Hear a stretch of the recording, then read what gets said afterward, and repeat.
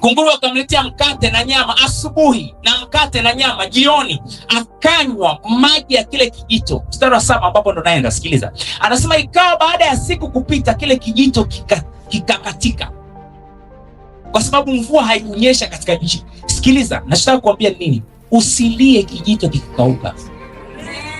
Narudia tena, usilie kijito kikikauka.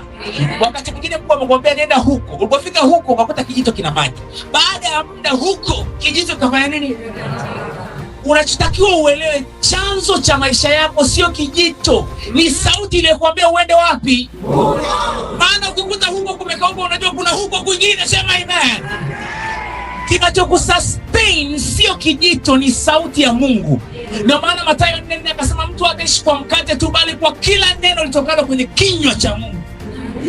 Kwa hiyo kilichokuwa kinamsustain Elia sio kijito cha maji, ni sauti ya Mungu kwake.